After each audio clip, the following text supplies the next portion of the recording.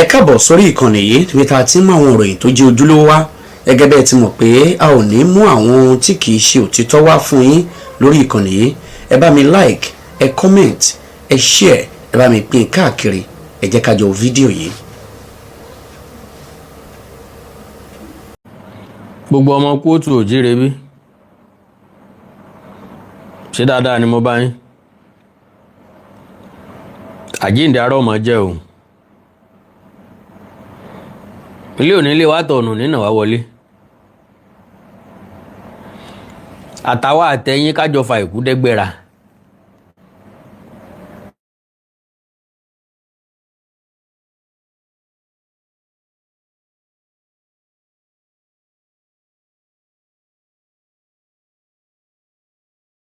Ká lé olè àbí alé olè àní kó sá ó sá àní kó jù tó gbélẹ̀ ó jùlẹ̀ àtúnwá lọ́lọ́ mú ṣé kọ́mọ wulẹ̀ wáyé rárá ni sáfẹ́ gbẹ̀mí ẹ̀ ni. Ọ̀rọ̀ lórí Wàsílátù ọmọbìnrin tí wọ́n ló rìkọ́ọ̀dù Ololu. Ìròyìn tí mo jí bá láàárọ̀ yìí òun náà ni pé Wàsílà gbèkúrú jẹ lọ́wọ́ ẹbọra. Unfortunately kí ló dé táwọn èèyàn kì í fi ara balẹ̀ lórí ìṣẹ̀lẹ̀ kó tó di pa mọ̀ pín ìròyìn káàkiri? Kí ló dé? Ara ò balẹ̀ rí olórí àrùn. Ó rọrùn fáwọn èèyàn kan láti gbéròyìn ikú nípa èèyàn. Kí ló ṣẹlẹ̀ sí Wàsílà? Ipò wo ni Wàsílà wà? Ó kú ni àbórùn àbọ̀ wà láàyè? Lágbára Ọlọ́run ikú ìpẹta lójú ran. Ikú ò ní pọmọ ọlọ́mọ. Àìmọ̀ kìí sì pọmọ ọlọ́mọ jẹ. Ẹni tí ọ̀gbọ́ tẹnu ẹ̀gà ní pẹ́ yóò kó ń pa á tó. Wàsílà rìkọ́ọ̀dù Ololu ni gbogbo wa ń gbé pò yẹnu. Ilé pè ń sẹ́, ilé èbó ń sẹ́, nítorí ẹ kó jẹ́ òrí lórí, ẹni tó bá ṣe ń tẹ́nìkan ò sí rí, nítójú rẹ̀ bá rí kọ́ fara mọ́. Wàsílà sọ̀rọ̀. Àwọn atọ́kùn Ololu náà sọ̀rọ̀. Ìjọba ìpínlẹ̀ Ọ̀yọ́ sọ̀rọ̀. Kí n Wàsílà sọ? Kí ìjọba ìpínlẹ̀ Ọ̀yọ́ sọ? Kí látọ́kùn Ololu sọ? Ẹ farabalẹ̀ bí ìyàwó tó fowó ọbẹ̀ dájọ́. Dandan ni kó gbọ́ kò bá kùn gbé ọ̀rọ̀ látẹnu mọ̀lẹ́bí ọkọ rẹ̀. N tó mu torí lọ́bẹ̀ tí ìwà ro ọwọ́ tí ìmówó tọkọ rẹ̀ ní ó fi síbẹ̀ tó ìjájọ́ lọ́lọ́ fi dá. Yọ ṣàlàyé. Ọmọ àtiró tọ́ra bàtẹ́sẹ̀ kan fún mọ̀mọ́ ẹ̀ ó fẹ́ gbọ́rọ̀ ni. Ọmọ tó fẹ́ sọjọ́ òbí tá a pa adìẹ kan fún tó lóun ó jorí adìẹ méjì ẹsẹ̀ adìẹ mẹ́rin. Ìtàn bí yẹ ẹ̀sìn kú òǹlẹ̀ ọkọ ló fẹ́ gbọ́. Àkàndá ọ̀rọ̀ àwíkòǹkù ẹ̀múkàlẹ̀ tó ẹ̀mú tọmọ ẹ bá mi share prógráàmù yìí pápápá náà ni. N bá ti kọjá ìṣẹ́jú 10 ẹ lé mi kúrò lórí àga. Ìṣẹ́jú 10 péré ni mo fẹ́ lò, kò sì gbọ́dọ̀ jù bẹ́ẹ̀ lọ. So a gbọ́rọ̀ lẹ́nu aláwo fún Ololu. A gbọ́rọ̀ lẹ́nu Wàsílà fún rẹ̀. A sì gbọ́rọ̀ lẹ́nu ìjọba ìpínlẹ̀ Ọ̀yọ́. Well, ká lè bá tètè wí lẹ́ẹ̀kan náà, ká lè tètè sọ lẹ́ẹ̀kan náà, kó sì lè tètè káríjá lẹ́ẹ̀kan náà ni mo ní ara ò lè dá àràdá. A nílò ara wa. Ẹ bá ń pín prógráàmù yẹn láàrin ìṣẹ́jú kan péré. Just within a minute. Lẹ́yìn ẹ̀ ni wọ́n wá lo ìṣẹ́jú 10 péré wọ́n sì kú ní àyín. So ẹ bá mi share láàrin ìṣẹ́jú kan yẹn.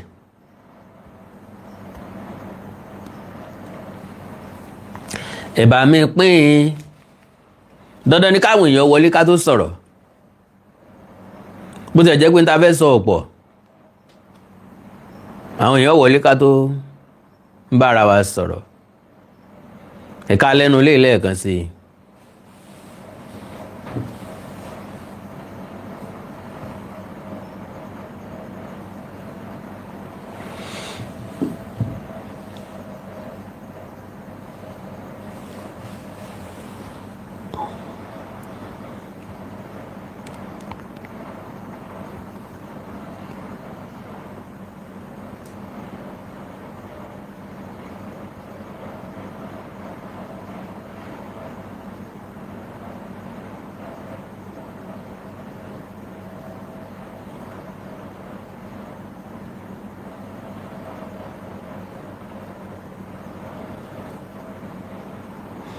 ìṣẹ́jú kan péré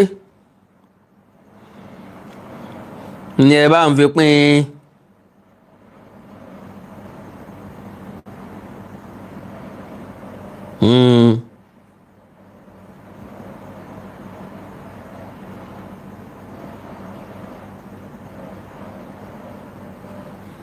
láàrin ìṣẹ́jú kan ẹ jọ̀ọ́.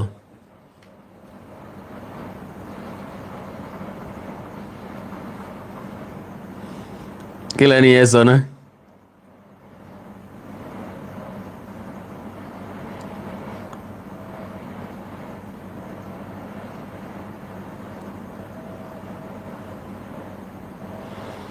ẹ bá ń gbọ́ láàrin ìṣẹ́jú kan ẹ jọ̀ọ́. within 1 minute ẹ jọ̀ọ́ ẹ dákun ẹ dákun ẹ dákun ẹ dákun ẹ dákun ẹ dákun.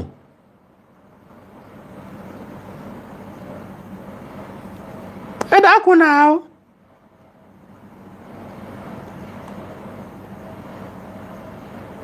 ẹ dákun náà o.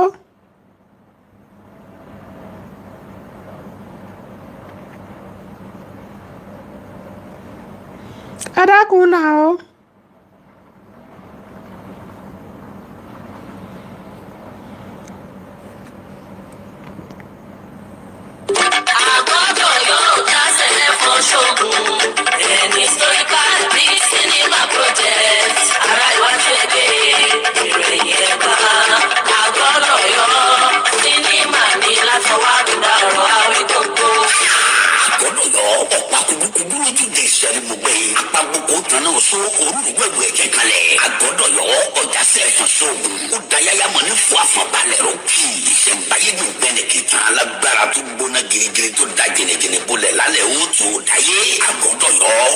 Historical fact of Agoja, Egbo Aduru iṣẹ́ ìwádìí ìmọ̀ ìjìnlẹ̀ ti lọ jìnnà lórí project yìí. Káyọ̀ onígbọ̀wọ́ táwùjọ ṣe é lókun. Nítorí àwọn àrọ́mọdọ́mọ wa lẹ́yìn wa ọ̀la tí wọ́n mọ̀ wọ àrọ́bá Àgọ́dọ̀yọ́ bàbá ìtàn lórí fún. Ní sinimá, owó ńlá láti ná débi tó dé yìí. Ìdí abájọ nù tá a fi ń wá onígbọ̀wọ́ táwùjọ gbé kalẹ̀ dúró gbangba gidigba. Kó dọ̀bẹ̀ táwùjọ máa bùlà tó bá jìnnà tán. Tẹlifóònù nọ́mbà yìí ni kẹ́ ẹ máa pè 0915-147-9599. Tọrọ wa bá ti jọ wọ̀. Polaris Bank account àwọn Kongo TV Advertising Company Limited ní 409-189-9393. Lẹ́nu máa sanwó sí Àgọ́dọ̀yọ́. A cinema project projecting a cultural heritage in Etu Etu. Watch out. All right. ọ̀rọ̀ Àgọ́dọ̀yọ́ nù ìtàn Àgọ́dọ̀yọ́ a brutal takeover. Sinimá tí ó làlújá òun náà ni Àgọ́dọ̀yọ́ lágbára Ọlọ́run. Ó ń bọ̀ dẹ̀dẹ̀dẹ̀ ni ẹ máa múra lédè. Ṣé ẹ gbàgbé akíkanjú kan ò lè dógun sẹ́bí ọ̀bá sá látìlẹ́yìn fún. Mo wo orí ìtàkùn ayélujára mo rí pé àwọn ọmọ Ọ̀yọ́ tún ti bẹ̀rẹ̀. Wọn ò jẹ́ ohun èébú àtèpè ní oríṣiríṣi ọ̀rọ̀ wọn ń sọ. Lo and behold, ẹ ń bá ní a mọ́ àwọ̀ lọ á padà, ẹ ń bá ní a mọ́ bọ̀ láàrin débá. Ẹni tó bá ní kí sinimá ọ̀hún ọmọ ṣe é ṣe ẹ̀yìn rẹ̀ ni ó ti jáde lágbára Ọlọ́run. Torí wípé òwò kìí fòwò lọ́rùn. Jẹ́jẹ́ mi ni mo ń lọ, jẹ́jẹ́ mi mo sì ń ṣe nǹkan tèmi. Ìtàn ìṣẹ̀dálẹ̀, ìtàn ìbílẹ̀, ìtàn ìlú kò sí èèwọ̀ nínú gbígbé jáde. Àwọn ọmọ Ọ̀yọ́ tẹ́ bá dé comment section ìpè ni wọ́n ń ṣẹ́ kò ní ṣeé ṣe ìgbàdógóje ọmọ bàbá wọn máa rọ́ọ̀tì in jail. Mi ò rí ibi tán ti rọ́ọ̀tì in jail torí pé èèyàn fẹ́ ṣe sinimá kò tí ì ṣẹlẹ̀ rí. Àwọn èèyàn ló ṣe sinimá Basọ̀run Gáà wọ́n kọ̀wé Basọ̀run Gáà. Èèyàn ló ṣe sinimá Basọ̀run Ògúnmọ́lá wọ́n kọ̀wé Basọ̀run Ògúnmọ́lá. Àwọn èèyàn ló ṣe sinimá Ẹfúnṣetán Níwúrà wọ́n ṣe sinimá Odùduwà wọ́n ṣe sinimá Ọ̀rànmíyàn. Nǹkan kan ò tì díẹ̀ jọ. Wọ́n ṣe sinimá Ògún Ṣàngó nǹkan kan ò tì díẹ̀ wù. Wọ́n ṣe Lísàbí Agbòǹgbò Àkàlà nǹkan kan ò tì díẹ̀ wù. Ní mo ṣe pé gbogbo òòṣà ní jobi lẹ́rọ̀ bọ́bá nǹkan tó yàlà oríwó gba létí gboko ńlòkìkí kan gbogbo àdúgbò. Kí ló dé tó jẹ́ pé Tàkàndọ̀rọ̀ Awíkonko náà ni ọwá ní àbí náà lọ láriwo lọ.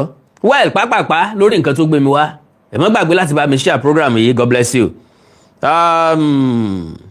Okay.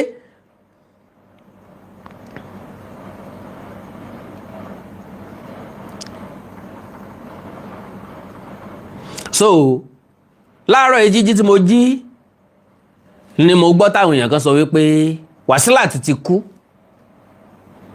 But lo and behold arábìnrin yẹn ò kú kò sì ní kú lágbára Ọlọ́run dáwọ́lé Ọlọ́run tiẹ̀ ti dáwọ́lé already. Ṣùgbọ́n kí làwọn ìṣẹ̀lẹ̀ tó ṣẹlẹ̀ àti irú ìṣẹ̀lẹ̀ bẹ́ẹ̀ tó ń ṣẹlẹ̀. Now ní comment section program tí mo ti ṣe ni mo ti rélé yìí. My uncle sold Oro, which is deity and the traditional heritage of my family. All the family elders call everyone who knows about the missing deity and all denied. Ntẹ́ni yẹn sọ ni wípé ọ̀nkú àwọn kan ta oro ìdílé àwọn ìṣẹ̀ṣe ìdílé tàwọn. Gbogbo ẹbí wá péjọ àwọn àgbààgbà ẹbí péjọ. Ta ló sàn sọ̀rọ̀ ẹ̀ sọ̀rọ̀? Ta ni nínú yín lọ́fàwò tó nù ìjẹsù lọ́fọ̀bẹ tó nù ìjẹsù? Gbogbo wọn sẹ́ agbọ́n sẹ́ oyin sẹ́. At the end of the day ẹni tó gbé ó kú láàrin ọjọ́ mẹ́ta. Ntọ́sẹ̀lẹ̀ sí ìdílé wọn lélẹ́yìí. But the man who actually did the act died the third day, and the man who bought it from him ó dá padà ńgbà tí ò ní sinmi. And the man who bought it from him returned it the next day, saying he can't proceed with it. He was actually saying a lot that happened to him within short period that is in possession of the deity. That is, ẹni tó rà ilé ọ̀gbá ọ̀nà ọ̀gbá tí ṣe wí àràgbá ló dé bá. Ó dá padà. Ẹ dákun o, ẹ má bínú ń ọ̀rà mọ́ o. Olóríṣiríṣi àjálù ní ṣẹlẹ̀ so níwọ̀n bá àgbà tí kinní ọ̀hún fi wà nílé òun. Ìṣẹ̀ṣe ń bẹ. Ìṣẹ̀ṣe sì làgbà. Ìṣẹ̀ṣe làgbà oògùn. Now, ẹni sọ pé that was not the first time people will be testing the power of Ololu as a paramount masquerade in Ibadan land. Ajagbemakeferi did the same thing sometimes in 1974 or thereabout. You see, all these religious bigots have nose-dived the inherited culture of our fatherland in Yoruba land. It is high time government continue to remove any Oba or anybody that is trying to ridicule the culture and custom of our fatherland. Another person here, in Ghana here, Ghana leni ewa, there is a festival called Omo by the Gans in Accra, which is the capital of Ghana. The festival is for 1 month. Oṣù kan wọ́n fi ṣe. No music in town. Mama ti wá ń ṣe o. Ṣẹ̀kẹ̀rẹ̀ ò gbọ́dọ̀ fọwọ́yọ̀. Agogo ò gbọ́dọ̀ dún. Ìlù ò gbọ́dọ̀ dún. Gbogbo nǹkan gbọ́dọ̀ wà wẹ́lo láàrin odidi oṣù kan yẹn. Okay, no music in town. No church music and playing of any instrument. And the same applied to the Muslims and everyone. In fact, I was in a church when they came to seize the church instrument and made some arrests because of violation of their culture and traditional festival, and the government are fully in support of them. Long live Yoruba culture and traditions. problem táwa ní nílẹ̀ káàrọ̀ òjíire òun náà ni wípé kàkà kíjọba tiwa kí wọ́n múrú olúwo òun tì mọ́lé tí ń fọ́ àṣà lójú tí ń tẹ ìṣẹ̀ṣe lẹ́mọ́lẹ̀ tàbí kí wọ́n kí nílọ̀ kí wọ́n wọ̀nù ẹ̀ eré bí wọ́n ṣe wọlé ẹ̀kejì ńlá lákọrí wọn ń san káàkiri àwọn kan ní Ìbàdàn àwọn fẹ́ gbé sàríà wọlé Ṣèyí Mákindé nínú wọ́n ní kó máa jà rẹ káwọn máa wò lo and behold àwọn tí wọ́n ń sọ̀rọ̀ yìí sáwọn ni wọ́n mú Ṣèyí Mákindé jà rẹ ni majority wọ́n wá bẹ̀rẹ̀ sí ní sọ iye population muslim tí ń bẹ Ìbàdàn iye muslim tí ń bẹ Nàìjíríà wọ́n ti gbàgbé pé àwọn muslim táwọn ń sọ yìí APM lásán ẹgbẹ́ òṣèlú APM àwọn muslim kan bẹ́ẹ̀ tí wọ́n jẹ́ ń bẹ̀ sẹ́nìkan lè fọ́ọ̀sì wọn pé kán má dìbò fẹ́ni tán fẹ́ dìbò fún àbí kán má fọ́lọ̀ ẹ̀ tán fẹ́ fọ́lọ̀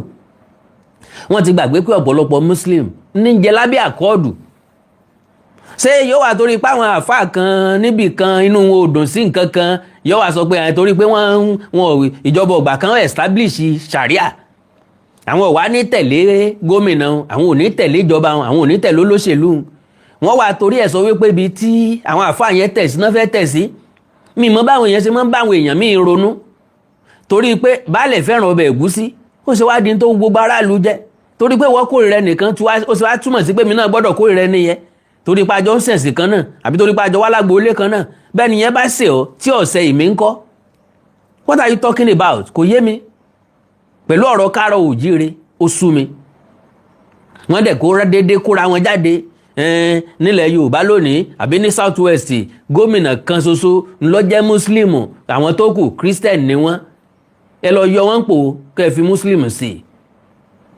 so òṣèlú là ń gbogbo nǹkan tí wà nílẹ̀ Yorùbá òṣèlú là kìbọ̀ gbogbo ẹ̀ gbogbo tó yẹ ká ṣe àáfò òṣèlú sí ni so now like I said lady yẹn sọ̀rọ̀ ìyẹn Wasilat ó sọ̀rọ̀ fúnra lára ẹ̀ then gọ́ọ̀mẹ̀ntì náà sọ̀rọ̀ gọ́ọ̀mẹ̀ntì náà sọ tí wọ́n because èmi béèrè wípé ṣé lóòótọ́ ló kú did the lady who film Ololu masquerade procession die so àwọn oríṣiríṣi àwọn èèyàn tí wọ́n ń sọ ẹ jẹ́ àkọ́kọ́ gbọ́rọ̀ lẹ́nu ẹni tó jẹ́ aláwo Ololu. Wasilat wà láyé nǹkan kan ò ṣe Wasilat o gbogbo àwọn tí wọ́n máa ń gbé RIP sórí kinní rẹ̀ kọ́ lọ stop ẹ̀ kọ́ ẹ̀ bá RIP ara wọn ni wọ́n ń gbé jáde o. lágbára Ọlọ́run. Wasilat wà láàyè ó ń bẹ ní ilé wọn ní ọ̀rẹ́ méjì o. ẹ jẹ́ bá wa dárúkọ yín fún àwọn tó wọ́n wọ̀ sí. orúkọ mi ni Olúwo Ìṣọ̀lá Gbọ́láhàn Akeem. ẹ ṣé bàbá ẹ jọ agboolé bola wà yìí sá. agboolé Olóòlù ní òde ajé Olóòlù nílùú Ìbàdàn tí wọ́n wà ní ìjọba ìpínlẹ̀ Ìbàdàn North East Local Government. ẹ ṣé bàbá wa pẹ̀lú ìròyìn tá a rí ní orí ayélujára nípa ọmọbìnrin tí wọ́n lóyún báwo lọ̀rọ̀ yẹn ṣe jẹ́ sá. ṣé Wasilat. Wasilat bẹ́ẹ̀ ni sá. last year ó fídíò àwọn èrò Olóòlù bẹ́ẹ̀ kò rí gbé dáadáa bẹ́ẹ̀ this very year ní ọjọ́ Thursday tó lọ tó jẹ́ the last day tí Olóòlù máa ń jáde so Thursday yẹn gbogbo ọ̀nà ọ̀rẹ́ méjì Agúgù Ìta Mẹ́rin ló máa lọ ṣùgbọ́n táwọn tí Olóòlù dé àdúgbò wọn ó múra bí obìnrin according to bí ọkùnrin sorry according to her ó múra bí ọkùnrin ó wá bọ́ sí farada wọn lórí òkè ó wá ó ṣe fídíò conference àwọn èrò Olóòlù orí Olóòlù gangan gbé so ti yé ṣùgbọ́n gbogbo àwọn tó wà ńbẹ̀ ó gbé ato ó gbé àwọn míì náà tí wọ́n jẹ́ ẹntọ́ràǹdì Olóòlù àtàwọn èèyàn yẹn ó wá gbé lọ sórí TikTok ó wá kọ sí TikTok pé this is Olóòlù at Sokoti area àwa rí nǹkan yẹn ìgbésẹ̀ wa wáyé lórí ẹ̀ òun náà ìgbà tí wọ́n padà rí ó sọ pé ìgbà tí òun ti ṣe nǹkan yẹn lára àwọn ò ti yá but for the interest of peace torí táwọn èèyàn bá rí wọ́n lè fọwọ́ bà kí wọ́n máa nà á so àyè láti mú kó lé àlọ́ fi sọ́dọ̀ àwọn agbófinró kí tẹ́sán ni ó fi lọ sí ilẹ̀ tó gba àwọn tí wọ́n rí TikTok yẹn ní ẹ̀yà lọ bolé wọn. ṣé fídíò yẹn sì wà lórí TikTok báyìí. ó ti delete ẹ̀ bẹ̀tà wa kọ̀ọ̀kan ní lọ́wọ́ adẹ̀ láwọn pictures yẹn lọ́wọ́ tàbí lè ṣe backup against ẹ̀ ó agree pé lóòótọ́ ló ń ṣe. ẹ ṣe bàbá wa a rí i pé fídíò kan náà circulate online tí wọ́n ti ń ṣe ìràpadà bí la máa pè fún ọmọ ilẹ̀ létà làwọn gbọ́ pé wọ́n ní ọmọ yẹn ti kú báwo ló ṣe jẹ́ bàbá. ọmọ yìí ò kú o. ẹ bá wa sọ fún àwọn ará ilé kí wọ́n gbọ́ dáadáa. ọmọ yìí ò kú o, Wásílà wà láyé o. ẹ bá mi sọ fún ẹ. Wásílà wà láyé, nǹkan kan ò ṣe Wásílà o. Gbogbo àwọn tí wọ́n máa ń gbé RIP sórí kinní rẹ̀ kọ́ lọ stop ẹ̀ kọ́ ẹ̀ bá RIP ara wọn ni ń gbé jáde o. Wásílà wà láàyè, ó ń bẹ ní ilé wọn ní ọ̀rẹ́ méjì o. So gbogbo information tẹ̀ ń gbọ́ tẹ̀ lórí Facebook àbí anything yẹn pé RIP Wásílà irọ́ ni. Ọmọ yẹn wà wọ́n ti ṣèrà padà fún nìyẹn. Kò sí nǹkan kan tó máa ṣe mọ́. Àwọn rúmọlẹ̀ wọ́n ti gba tí wọ́n fẹ́ gbà, wọ́n dẹ̀ ti tú sílẹ̀ pé kò náà mọ́ ṣe mọ́. Onáà lẹ́tọ̀ ẹnu ààrẹ sọ pé òun ò ní ṣe mọ́. So irú kú ló wá fẹ́ pa, sáà ní ẹ fẹ́ pa fúnra wọn ni tí wọ́n fi ń gbé RIP sórí kíní rẹ̀. Kò tí ì kú o, Wásílà ń bẹ láyé, ó ń bẹ lé wọn lọ́rẹ̀ méjì o. Ẹ ṣe bàbá, kí ni ìmọ̀ràn yín fún irú àwọn èèyàn bíi Wásílà náà tẹ̀ máa ń worú wà yẹn?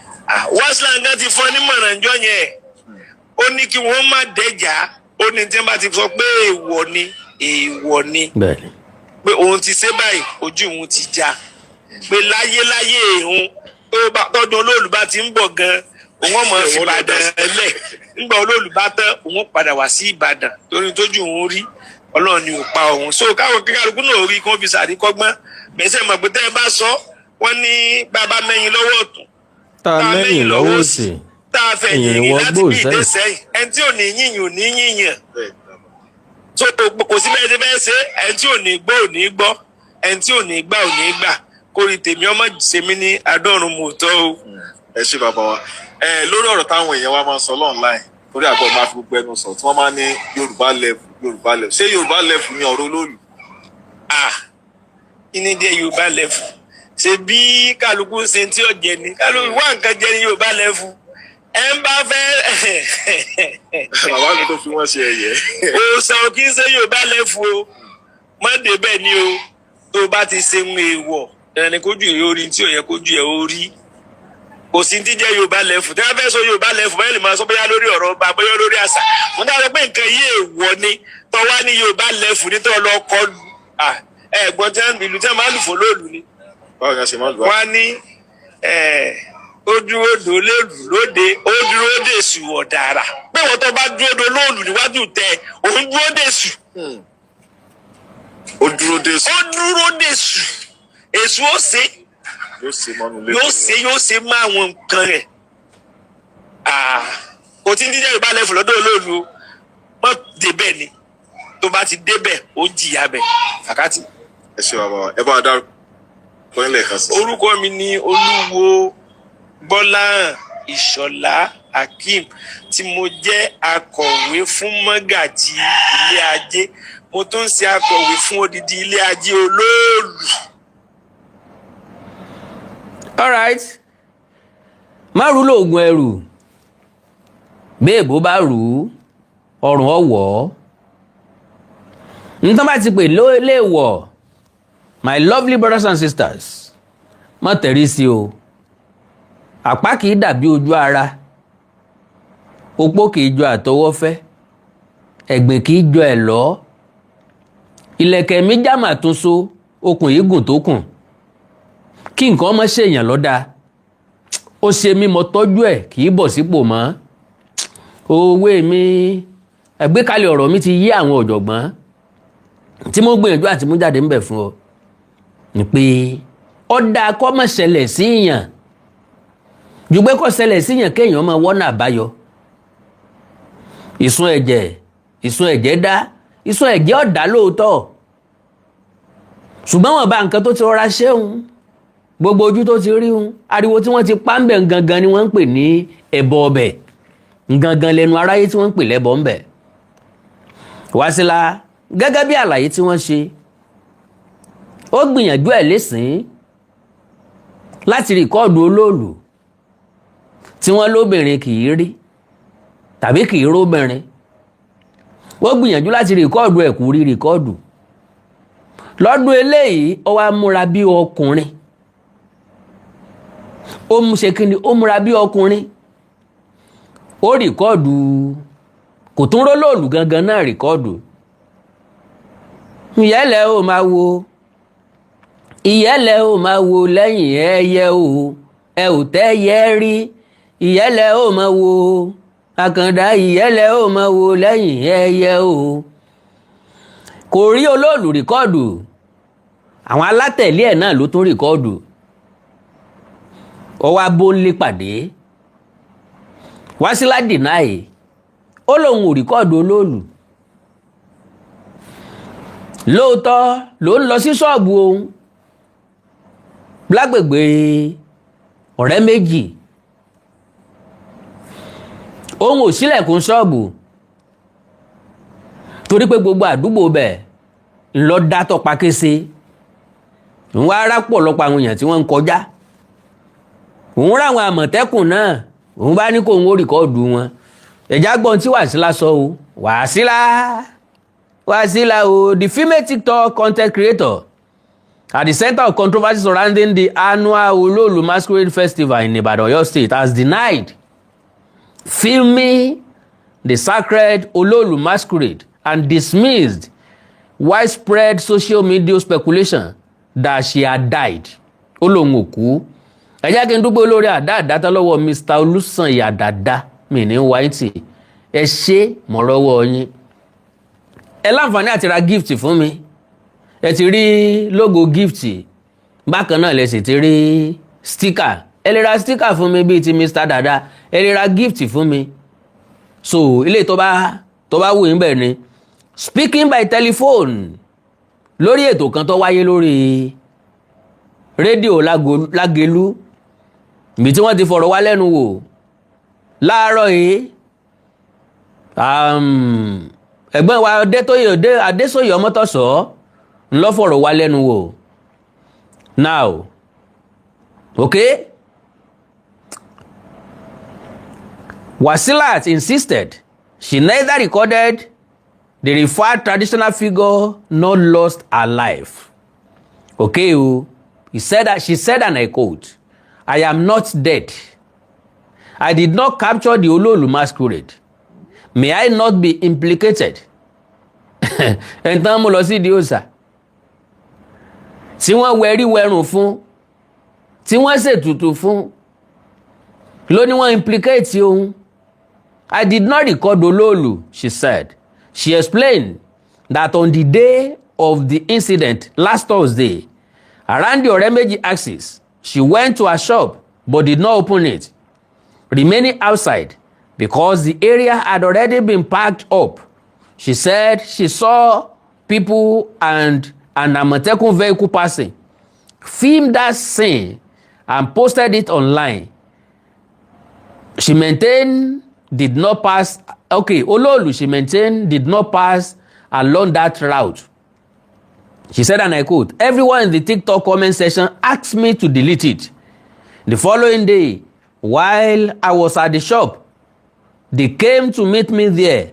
I do not know why the eyewitness on Thursday did not defend me. I don't know who came up with that agenda, but I know God will judge." Ẹja wo nǹkan tí arábìnrin yìí sọ.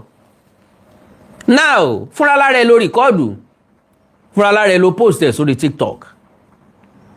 Àwọn èèyàn wá gbogbo àwọn tí wọ́n comment sábẹ́ post ẹ ní TikTok yóò dá fún wọn. Ọlọ́run ó kẹ́ wọn bó ṣe kẹ́ mọ́rẹ́ ni kí ọmọ káàbá. Yóò rọ̀ wọ́n lọ́rùn ìgbà ó dẹ̀ fún wọn. Àwọn ọmọ ọkọ ilẹ̀ Káàárọ̀ Oòjíire tí ó fẹ́ kí àṣà àti ṣe wọ́n parẹ́ nù. Wọ́n wá ń kí ọ nílò pé kó lọ delete ẹ̀. Kennedy torí pé obìnrin ni ọ́, a sì nígbàgbọ́ pé olóòlù kì í rí obìnrin. Obìnrin kì í wo olóòlù. Wọ́n á mọ̀ ń prayer pé kó delete ẹ̀. Ó wá delete ẹ̀. Ìwọ gangan fẹnu ẹ sọ wípé orí consequences. Oríṣiríṣi nǹkan ṣẹlẹ̀ sí ọ. Bọ̀ nísìn ó wá fẹ́ deny ẹ̀ pé kò rí bẹ́ẹ̀. alright pápápá ẹ jẹ́ kí n sáré lọ bí now ọ̀gbẹ́ni kan tí wọ́n pè ní Ayọ̀ Adams who reportedly visited the Ololu compound in Ibadan on August 3rd òun náà ni ẹni tó sọ̀rọ̀ tán yìí said an embattled lady at the center of a viral video had reunited with her family. The woman, identified as Wasilat, allegedly developed unusual health symptoms after filming a figure linked to Ololu tradition in the Oremeji area of Ibadan. The Olubadan spokesman clarified that Wasilat did not capture the sacred masquerade itself, but filmed Alawo Ololu, a separate figure in the tradition. Ololu gangan lọ èéfín iná lásán lórí kìí solúkòso gangan. Èéfín iná lásán lórí kọ́ọ̀dù kìí solúkòso gangan. Ta lẹni náà tí ó gbéná wojú ẹkùn láì sáwo. Kò sí àfọmọ náà tí ó jọsẹ. Ẹsẹ̀ máa tẹ àṣà ìtìṣe káàró òjíire lójúmọ́lẹ̀. So now a young woman simply identified as Wasilat, who appeared in a viral video performing traditional rites at the Ololu compound in Ibadan, is alive and has returned home to her family, according to a documentary photographer who visited the site. Now, majority àwọn èèyàn máa ń ṣe nǹkan for the sake of content, for the sake of followers, for the sake of viewers. Wọn ò dẹ̀ mọ̀ wípé nǹkan táwọn ṣe bad gan láti lọ kọ RIP sórúkọ ọmọ ọlọ́mọ bọ́ bá jẹ́wọ́ ńkọ́ ǹjọ́ gbàrú ẹ̀ lóòótọ́ ọ̀pọ̀lọpọ̀ wa ni wọ́n ti kọrú ẹ̀ fún gbólóhùn kan lèmi fún ẹ̀ tọkọ ń jò ní ń pé ẹni ojú bá ń kán kọ́ máa nìṣó lọ ń dè mí ojú ọ̀kan mi torí wọn kánjú wáyé n ò sì ní kánjú padà n ò tí ì jẹ́sẹ́ tọ́lọ́run rán mi wálé ayé wá jẹ́ ràlẹ̀ràlẹ̀ mo sì ń jẹ́ lọ́wọ́ n ò tí ì jẹ́ ojúlówó iṣẹ́ gangan so ẹ ń bá ro kúrò mi kọ́ mọ̀ nsó lọ́rùn dè mí so ẹ má ro kúrò ọmọ ọlọ́mọ o ó ṣàṣìṣe kò sẹ́dá tí ò lè ṣàṣìṣe àṣìṣe rẹ̀ yóò kọ́ ọ̀pọ̀lọpọ̀ èèyàn lẹ́kọ̀ọ́ yóò kọ́ ọ̀pọ̀lọpọ̀ èèyàn lọ́gbọ́n fẹ́ni tó bá fẹ́ gbọ́n ẹni tí ò sì fẹ́ gbọ́n wàhálà alẹ́ ayé tiwọn eléyìí ọ̀kan lúwa rẹ̀ òkú tí ì ṣe tẹni ọjọ́ tó fọ̀ fàyè pé kọ́mọdé ọmọ dẹ́tẹ̀ bó bá ti lóun lè dánú gbógbé bó bá lè wo ọmọ kó hu eyín gangan bó bá ti lè rétí òkè fìbò kí n tèmi díẹ̀ ń tàlàbánú apẹ́ ẹ̀dùn bí wọ́n bá pe nǹkan léèwọ̀ ìwọ máa ṣe bẹ́ẹ̀ bá ń sọ fólúwo bó bá ti di tọdún tí ń bọ̀ kó bá ń káwọn ẹlẹ́hà kí wọ́n ń so ń bàdàn ń bí ọdún Olóòlù kórè káwọn ẹlẹ́hà kó lọ kó wọn wo Olóòlù bó bá jẹ́ pé lóòótọ́ ló láyà mi bá bọ̀ láyọ̀ àtàlàáfíà tí wọ́n ọ̀sẹ̀ jẹ́ ń di ń ó di mùsùlùmí mọ́dún rẹ̀ nù o kódà kí nǹkan kan mọ̀ sí wọn kí wọ́n mọ̀ ta pọ́npọ́n ń ò lè torí ẹ̀ di nǹkan kan mọ́ gọ́rẹ́ o. Ayọ̀ Adams, a popular Ibadan-based documentary photographer, disclosed that he and a group of people went to the Ololu compound in the Oremeji area of Ibadan, where the compound secretary confirmed Wasilat had gone back to her family and was on the path to recovery. Wasilat is alive and recovering after the viral Ololu compound incident in Ibadan. According to Ayọ̀ Adams, he said, and I quote, "The lady has reunited with her family and is currently recovering." Adams quoted the compound secretary as saying, Ololu, how the controversy unfolded. According to Adams, Wasilat had secretly filmed a crowd gathering at the Ololu compound. She later told some Ibadan residents that her health had begun to deteriorate, and she attributed the condition to her decision to record the scene. Adams also alleged that police operatives escorted Wasilat and members of her family to the Ololu compound, where traditional rites were carried out. Nígbà àwọn ọlọ́pàá ní kò sí ti ń jẹ́ jùjú nínú ìrìn àjò àwọn, kí ló dé tí wọn ò fi lọ́kàn bá.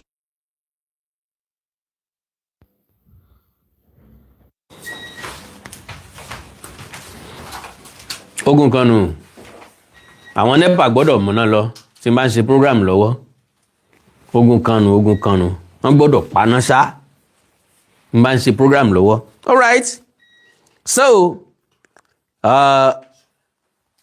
Adams also alleged that police operatives escorted Wasilat and members of her family to the Ololu compound, where traditional rites were carried out. A video of a TikToker in the shrine, believed to be inside the Ololu compound, subsequently went viral. Ilu Ibadan Palace clarifies viral Ololu video. Meanwhile, Chief Adeola Oloko, the spokesperson for the Olu of Ibadan land, Oba Rashidi Ladoja, offered additional context on Monday, August 3. Oloko stated that the woman did not film the sacred Ololu masquerade itself, but rather Alawo Ololu, a figure connected to but distinct from the main Ololu tradition, as the procession moved through a street in the Ibadan axis. Oloko said, and I quote, "She did not capture Ololu. She mistook it for Alawo." Ololu gangan kọ́ ló rìkọ́ọ̀dù. Alawo ló rìkọ́ọ̀dù. We contacted the Magaji of the Ololu compound, and he confirmed that a woman who mistook Alawo of Ololu for the real Ololu masquerade captured it on the street. Lady recovering after Ololu ritual, Oloko said that shortly after the footage was posted online, Wasilat reportedly experienced an unusual physical condition, which prompted her family to reach out to the Ololu custodians for assistance. After posting it, she realized the blood in her body began to dry. So her family reached out to the Ololu people immediately, and they attended to her in accordance with the tradition of the land. He said, furthermore, the Olu Ibadan Palace stated that women are traditionally forbidden from seeing Ololu, and he described the incident as a consequence of the prohibition being broken.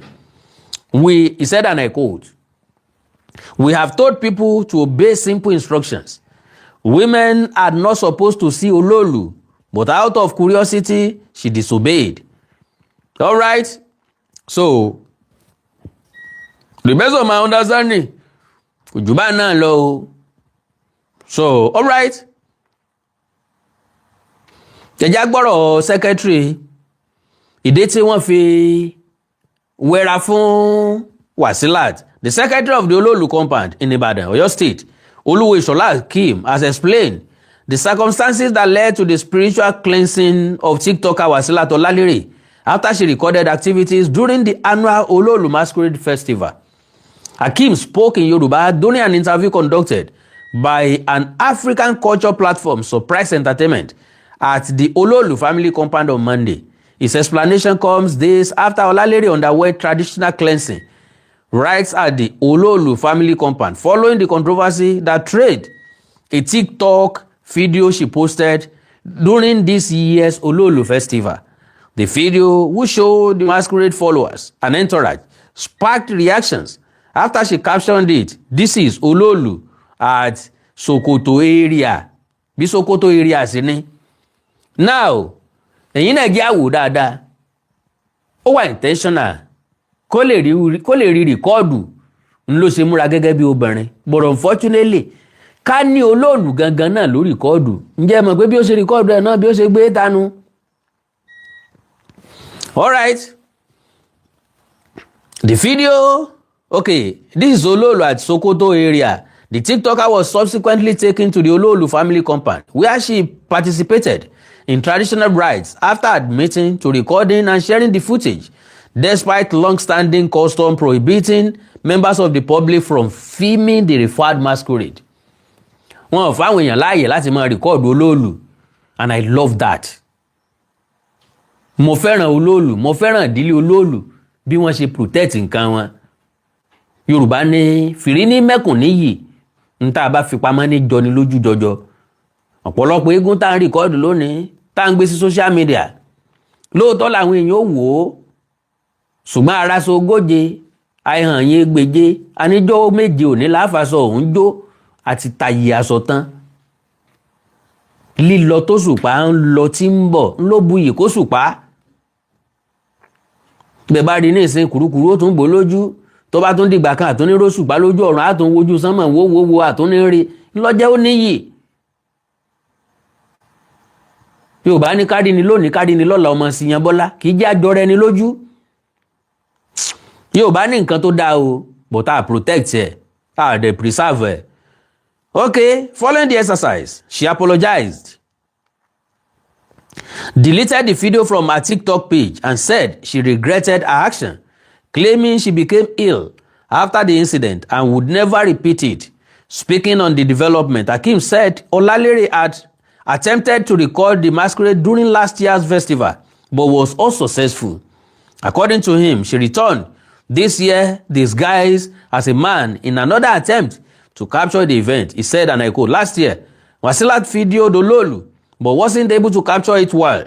But this very year, on the last day of the masquerade festival that Ololu usually comes out to display, when Ololu got to their area, she dressed like a male to capture the masquerade. She videoed the followers and entourage but couldn't capture the masquerade himself. She then posted the video on TikTok and captioned, "This is Ololu at Sokoto area. When we saw it, we went to her and she confessed. She said she had been ill since she committed the act. For the sake of peace, so that she would not be beaten, we took her away from her home and took her to the police station so that the tension could subside.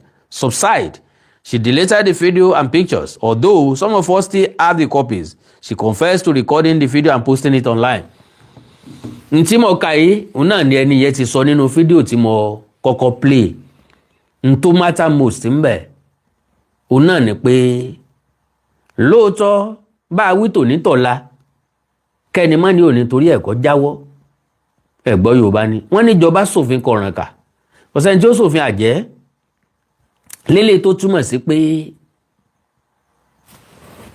àwọn èèyàn ò ní ṣàìdẹ́gàá jojúmọ́ wọn mólè tí wọ́n ń polè ó lè ò torí ẹ̀ kó dínkù jojúmọ́ wọn ń pa àwọn ajínigbé ò torí ẹ̀ kó dínkù jojúmọ́ wọn ń jìyàn gbé. So n táwọn èèyàn ó ṣe jojúmọ́ wọn mọ́ àwọn tó ń ṣoògùn owó àwọn tí ń tẹ̀yà ara èèyàn jojúmọ́ náà ni wọ́n sì tún pọ̀ sí i. Ìyẹn túmọ̀ sí pé n tí máa ń ṣàwọn tí bá ń ṣiṣẹ́ láabi ni pé ẹ̀ ń tọ́wọ́ bà yẹn òun ọ̀mọ̀rin ẹ̀rìn lọ́jẹ́ kọ́wọ́ bà á ọwọ́ ò lè bá wọn kò ní iye ẹjọ́ táwọn tí ń ṣe ni tọ́wọ́ ò sì bá wọn kí ló dé tọ́wọ́ ò bá wọn torí pọ́wọ́ ò lè bá wọn. Wọn ò mọ̀ wípé báyìí ni mo ṣe tí mo fi mẹ́rùn ìsín jẹ ẹ̀rùn a máa yan jura wọn lọ. Ọjọ́ gbogbo ń tó lè ọjọ́ kan tó ní nǹkan. Wàsílà bọ́ lélé ní tiẹ̀ àtúmọ̀tẹ́ tí ó tún kàn lọ́la. Wàsílà rore ọ̀fẹ́ gbà tìbórè èèyàn ṣe tuntun fún wọ́n bá awọ ẹrí wọ́n bá awọ ẹrùn àbí bẹ́ẹ̀ kọ́ ẹlòmíín bẹ tí ò ní rí ọ̀nà àbáyọ. Ọ̀pọ̀lọpọ̀ àwọn èèyàn náà ti dẹ́mi wọn légbodò lórí ìṣẹ̀lẹ̀ yìí kan náà lórí irú ìṣẹ̀lẹ̀ bákan yìí kan náà kò sẹ́ni tí ìfẹ́ ṣe but àwa kan wà tó jẹ́ pé àlẹ́mi irú ẹ̀. Láyé ìgbà kan àwọn èèyàn kan máa ń káàkiri wọ́n lè bó làwọn ń bá ṣiṣẹ́ ìgbà kan bẹ wọ́n láwọn ń wá aago ẹlẹ́pọ̀n káàkiri gbogbo aláfẹ́ ẹ̀dọ́lẹ̀ gbogbo bí aago ẹlẹ́pọ̀n wà láàmú wá káàkiri kò sì sí bí aago ẹlẹ́pọ̀n wà mọ́ ń gbà náà ó wà nílé wa o mo yọ ẹpọ̀n ti lé wa amúdébẹ̀ wọ́n ní kì í ṣerú eléyìí wọ́n láwọn kan ń bẹ tó jẹ́ pé wọ́n ti kọ àrábíkì sí lára làbá ń wélé yun káàkiri ṣọ́ọ̀ṣì àti mọ́sálásí sì lágbo ẹlẹ́pọ̀n pọ̀ sí jù àwọn èèyàn wọ ṣọ́ọ̀ṣì wọ́n wọ mọ́sálásí wọ́n rè yọ aago ẹlẹ́pọ̀n káàkiri lára ògiri àwọ̀ ọlọ́kan rẹ̀ tí n bá tẹ̀lé wọn yọ dòní n ó sì padà sọ bí mo ṣe sọ yìí náà eléyìí táwa gbìyànjú ẹ̀ nìtọ́pọ́n fa bàbá ọ̀rẹ́ mi kan ń bẹ aláwo tó gbójú gbónu ni èmi ni mo máa ń bá wọn ọ̀rẹ́ mi yẹ muslim ni ó wà láàyè kíkó ọmọ pa kí nǹkan kan mọ́ ṣe àti nǹkan tó rọ̀ mọ́lé ayé rẹ̀ Ìsá lórúkọ ẹ̀ òun náà lè máa wò mí nìsín Ìsá kàlámù bọ́ bá ń gbọ́ mọ́ fi ṣèbínú o dáàdì a máa ń pè wọ́n bàbá Músàn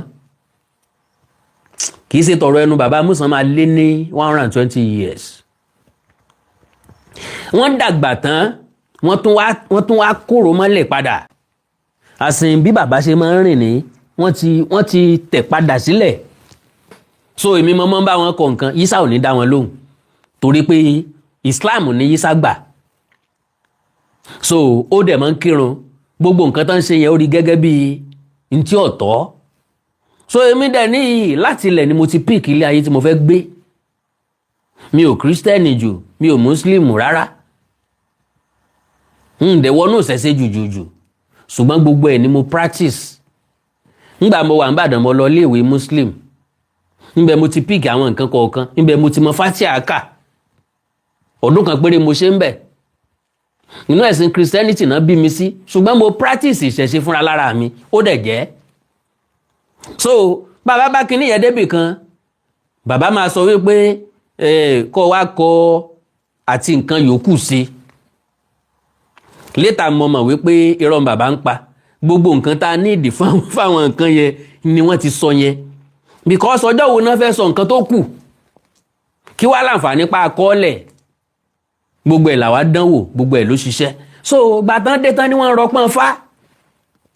Má sọ fún Yísà, já sọ fún bàbá kí wọ́n gbé ọpọ́n fá fún wa. Bàbá dẹ̀ ní ọpọ́n fá kan tí wọ́n ẹ̀sẹ̀ gbẹ́, ìyẹn igi funfun ni wọ́n fi gbẹ́, ó dẹ̀ tuntun. So àwa ní pé bàbá o, pé a fẹ́ kẹ́kọ̀ọ́ kan ní iléèwé lórí àṣà Yorùbá, wọ́n á ní ká gbé ọpọ́n fá wá.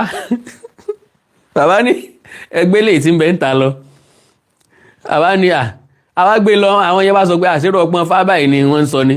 Tí tó bá jẹ́rú eléyìí ní sáwọn náà lè lọ wági káwọn náà gbé ọpọ́n fá fúnra wọn. Àláwọn tí wọ́n ti ń bọ, tán ti ń bọ fá nínú ẹ̀ tán ti ń ṣe kinní kan. A padà lọ bá bàbá pé wọ́n nírú eléyìí kọ́, pé eléyìí tí wọ́n ti ń bọ ni. Bàbá ní ṣe bẹ́ẹ̀ kọ́ lẹ́lẹ́ fẹ́ fi kọ́, tí wọ́n bá ti gba ilé ìtẹ́ gbé wá ẹ̀wọ́ kan bá yìí sí gbogbo bá a ṣe jára sinmi ti wá nìyẹn. So kí ni tí mo gbìyànjú láti sọ ni wípé owó ó ti jẹ́ kí ọ̀pọ̀lọpọ̀ nǹkan tó jẹ́ tiwa kó bọ́ sọnù. Majority àwọn nǹkan wa náà wọ́n sọ pé wọ́n rí lókè òkun, wọ́n rí nígbà, wọ́n rí láwo, torí owó ni. So Ọlọ́run nínú àánú ẹ̀ yóò preserve ancient ones like 300 years gẹ́gẹ́ bẹ́ẹ̀ exactly bó ṣe rí nìyẹn, eléyìí tí wọ́n ti ń bọ tipẹ́tipẹ́. Now mo sọ kíní kan nípa adé táwọn ọba wa ń dé nìsín. Ẹ rí i pé àwọn ọba ò láṣẹ lẹ́nu mọ́. Kò sí bọ́ba bá ṣe adé wò nísìn, kò sí nǹkan tí ó ṣẹlẹ̀ sí. Bí ọba bá lòun fi adé gégùn fún yẹn, kò sí nǹkan tí ó ṣẹlẹ̀ sóńtọ̀hún. Kennedy ó ní pé bọ́ba ṣe ń dé ní ìrìnàdé tuntun, wọn ò mọ̀ pé bẹ́ẹ̀ yẹn kọ́ nílé ayé ṣe gbọ́dọ̀ rí. Àwọn adé ìṣẹ̀ǹbáyé, adé tọ́ba kìíní ti dé, tí kejì ti dé, tí kẹta ti dé, àwọn mẹ́ta tán ti dé adé òun, wọ́n ti làágùn sí i. Tí wọ́n ń pè ní agbára àtàṣẹ tó wà lára adé nu. Irú adé bẹ́ẹ̀ ni wọ́n máa ń sọ wípé rèé sígbà wà wò, tó yẹ pé tó bá ti sí adé wò ọba ó dẹ̀ kú láyé ìgbà náà. Béèyàn kan sí adé wò ní ìsìn, kò sí nǹkan kan tí ó ṣẹlẹ̀ sí, kò ságbára nú adé mọ́. Adé tí wọ́n ń rà lórí àtẹni, adé tán ń rà ń jọ òwúyè, adé tuntun tán ń bẹ asínde má dé kó bá wọn sí.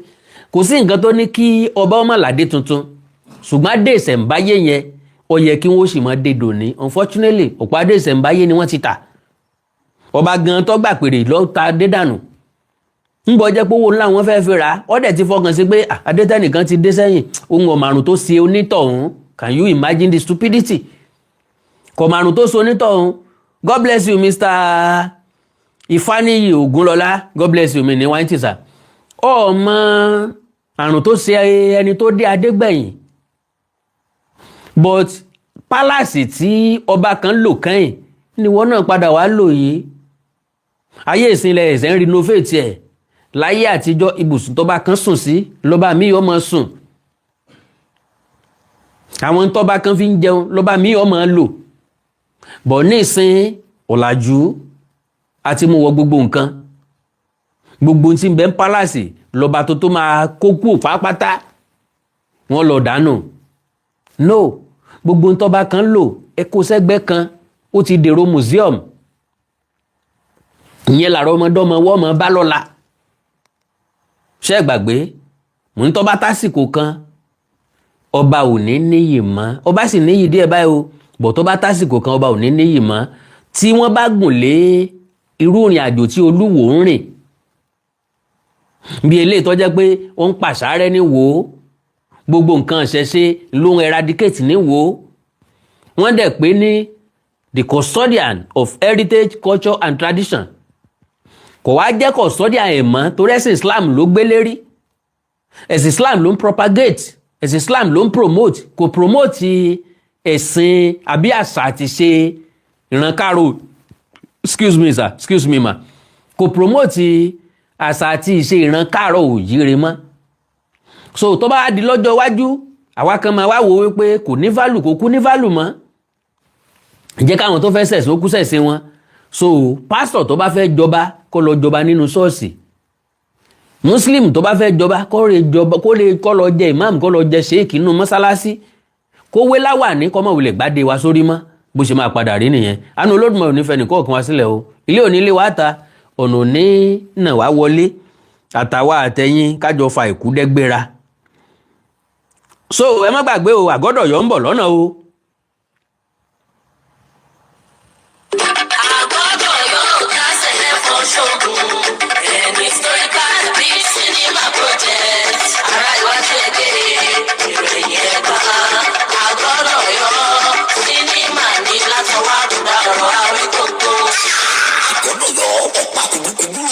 Agbogbo tán náà so orúurúgbẹ̀gbẹ̀ ẹ̀jẹ̀ kalẹ̀. Àgọ́dọ̀yọ̀ ọjà sẹ́ẹ̀fọ̀n sóògùn. Ó da yáyá mọ̀ ní fún àfọ̀balẹ̀ ró kì í. Ìṣẹ̀ǹbáyé dùn bẹ́ẹ̀ kì í tán alágbára tó gbóná girigiri tó da jìnnìjìnnì bolẹ̀ lálẹ́ ó tó dáyé.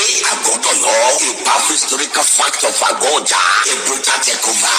Iṣẹ́ ìwádìí ìmọ̀ ìjìnlẹ̀ ti lọ jìnnà lórí project yìí. Káyọ̀ onígbọ̀wọ́ táwùjọ ṣe é lókun. Nítorí àwọn àrọ́mọdọ́mọ wa lẹ́yìn wa ọ̀la tí wọ́n mọ̀ wọ àrọ́bá Àgọ́dọ̀yọ̀ bàbá ìtàn lórí fọ́nrán ní sinimá. Owó ńlá láti ná débi tó dé yìí. Ìdí àbájọ nù tá a fi ń wá onígbọ̀wọ́ táwùjọ gbé kalẹ̀ dúró gbangba gidigba. Ó dọ̀bẹ̀ táwùjọ máa bùlà tó bá jìnnà tán. Tẹlifóònù nọ́mbà yìí ni kẹ́ ẹ máa pè 0915-147-9599. Tọrọ wa bá ti jọwọ́. Tonais Bank Account Awikonko TV Advertising Company Limited ní 409-189-9393. Lẹ́wọ̀n máa sanwó sí Àgọ́dọ̀yọ̀. A cinema project projecting our cultural heritage in Etu Etu. Watch out. Ẹ like, follow page mi lórí Facebook Awikonko TV àti Awikonko Television. Ẹ subscribe sí YouTube channel mi Awikonko TV àti Onídèmọdé TV. Ẹ wá ní nǹkan pàtàkì tẹ́ fẹ́ kájọ sọ, já sọ lórí WhatsApp +2349048519362 +2349048519362. Èdè àti àṣà ilẹ̀ káàrọ̀ òjìrè òní wọmi, orílẹ̀-èdè ilẹ̀ káàrọ̀ òjìrè òní dàrú, ìlú ẹnì kọ̀ọ̀kan wa yóò tòrò mínímíní. Ajúwa ṣe o. I love you all. Gbogbo ẹ̀yin tẹ́ ra síkà fún mi náà ní tán wo yín o, mi ní wáyé tí o. Báyìí gàrí o.